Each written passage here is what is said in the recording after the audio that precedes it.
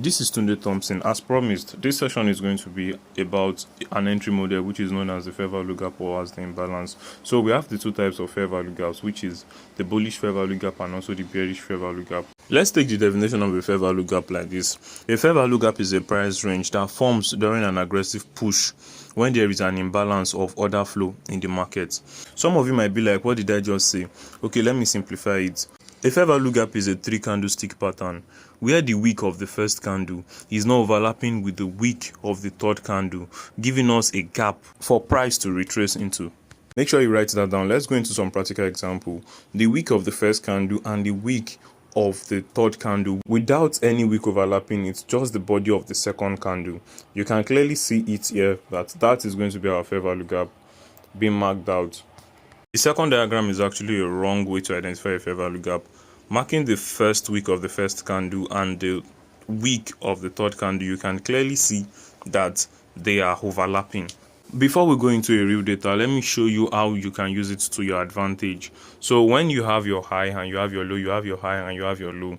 Anytime you are trying to retrace back, you should always see a fair value gap. This is an entry model and it's below 50% using your fee retracement. Then you enter the fair value gap, then you are done. The same scenario is applicable to the bearish fair value gap.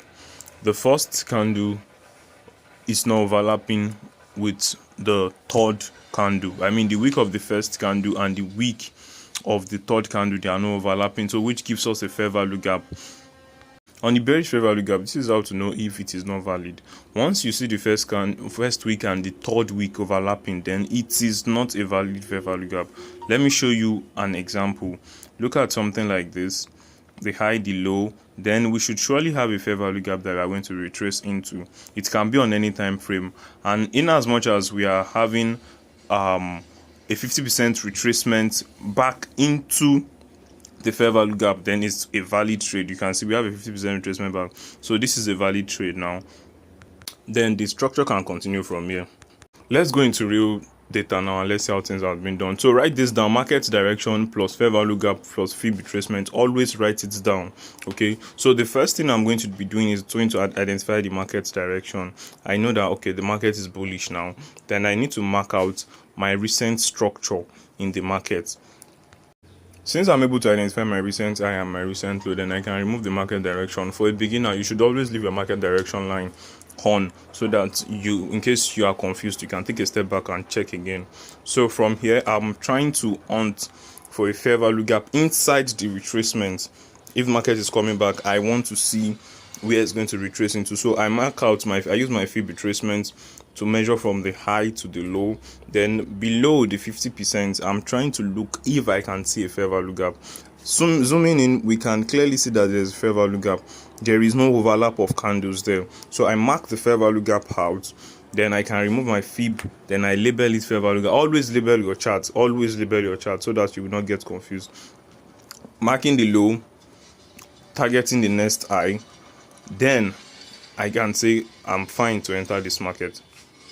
So one hint I'm going to be giving is that once a market is retracing back to your fair value gap, you will want to see a quick retracement, a quick movement away from it. Once it taps inside the fair value gap, you can clearly see that this gave us a new high. So it respected the fair value gap. So we can say we want to continue structure from here and use our fib retracement to measure from the high to the low. If you clearly see very well, you can see that there is a fair value gap inside. So you might want to mark the whole fair value gap, mark the fair value gap, and then you can go long there, put my stop loss there, then target the next high for my entry. And don't forget to label. Always label your chart. So I'm trying to move down my fair value gap small to the 50%, so that I'm going to have more profits and avoid a lot of drawdown. So let's see how that plays out. We didn't get tapped in, so it's all part of the trade. If you use the full fair value gap, you'll be tapped in and you'll be in profit. But it is my choice to move down 50% low. So we'll go again. I'll be marking out my recent low, and at the same time I'll be marking out my recent high. Using my fib retracement to measure from the high to the low, then clearly we can see there's a fair value gap here. So I would like to place my order, my buy inside the 50% where the fair value gap is. So there is an external high here, external range liquidity here, which you might not understand now, but along the line you will understand. So just follow me for more. So we got tapped in, and at the same time we broke the high, and at the same time we took out the external liquidity as well.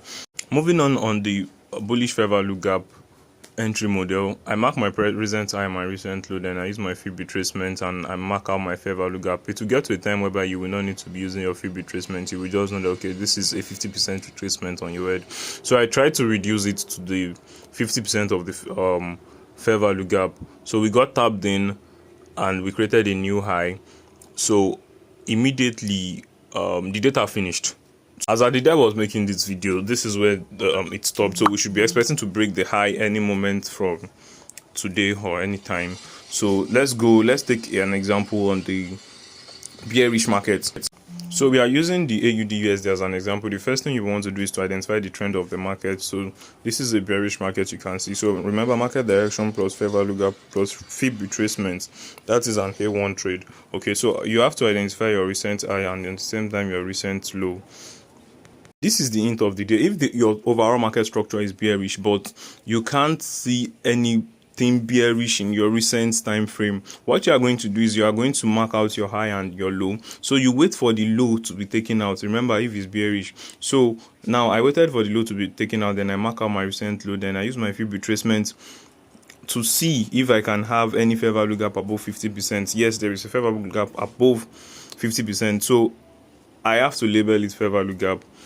Then I have to place my my sell there, then wait for markets to retrace back inside the fair value gap, then take me in, and at the same time break the recent low that was created so as to form a new low. So we got tapped in, and not so long we created a new lower low. So we can continue from where we stopped, mark out my recent high to my recent low, then I have to check if there is a fair value gap inside the retracement level again. There is a tiny fair value gap. That's why you don't squeeze your chart. You have to zoom in and check very well.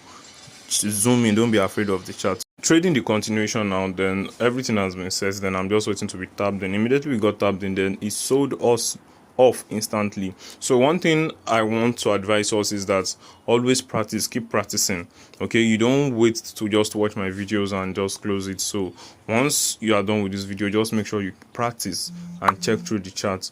If you like this video, do well to subscribe and follow, and if you have any question, just drop it in the comment section. I'll be there to attend to you. I want to see you in my next video. Thank you for watching.